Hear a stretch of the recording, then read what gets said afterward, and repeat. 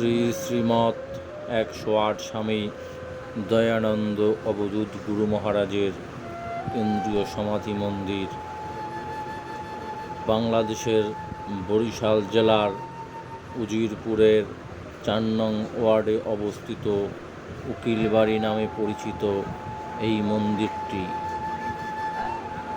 বাংলাদেশের বুকে এত বড় মহাপুরুষ এই উজিরপুরের বুকে জন্ম নিয়েছে, তাই উজিরপুরবাসী আজ যেন ভাগ্যবান। যিনি অবধূত সাধনায় সিদ্ধি লাভ করেছেন, সনাতন ধর্মাবলম্বীর মধ্যে যে সাধনা সর্বশ্রেষ্ঠ সাধনা, সেই সাধনা হলো অবধূত সাধনা।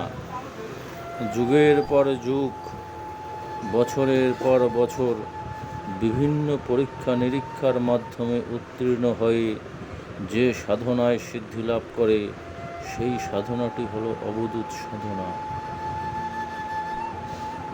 এই সাধনায় উত্তীর্ণ হওয়ার পরে তিনি এই অবধূত সংঘ প্রতিষ্ঠা করেছেন।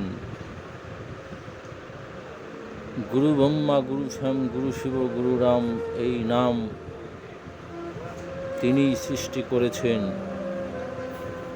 অবধূত সংঘ থেকে যারা যে দীক্ষা নিচ্ছেন, মৃত্যুর পরে তাদের এই ভবনদী থেকে যিনি পার করবেন, তিনি হলেন দয়ানন্দ অবধূত গুরু মহারাজ। আমরা যার পূজা করি, আমরা যার সাধনা করি, তিনি হল দয়ানন্দ অবধূত গুরু মহারাজ। আজ আপনারা ভাগ্যবান অবধূত সংঘ থেকে দীক্ষা নিতে পেরে।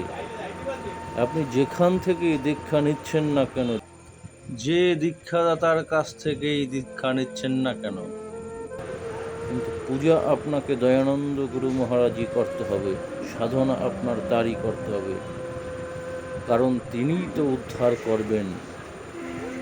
দীক্ষাদাতারা যার চরণ থেকে আশীর্বাদ নিয়ে আপনাদেরকে দিচ্ছেন, সেই চরণই হলো দয়ানন্দ অবধূত গুরু মহারাজের। আজ যেন দেখার কেউই নেই।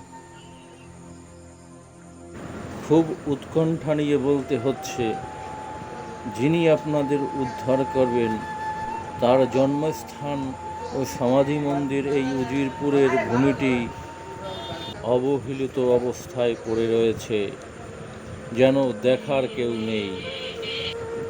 তাই আপনাদের কাছে বিনীতভাবে অনুরোধ করছি, বিভিন্ন ভক্তবৃন্দ, শিষ্যবৃন্দ এসে যেন এখানে থাকতে পারে, এই ব্যবস্থাটুকু আপনারা যেন করে দেন। আমরা বারবার আপনাদের কাছে বলছি, যেন আপনারা বছরে অন্তত একটি বার এসে এই মন্দিরে থাকতে পারেন, এক রাত্রি যাপন করতে পারেন। এই সমাধি মন্দির এবং গুরুদেবের জন্মস্থানের সাধনা অবধূত সংঘের কাছে সর্বশ্রেষ্ঠ সাধনা। এই বার্তাটি শেয়ার করে সকলকে জানতে এবং দেখতে সহায়তা করুন। জয় গুরু।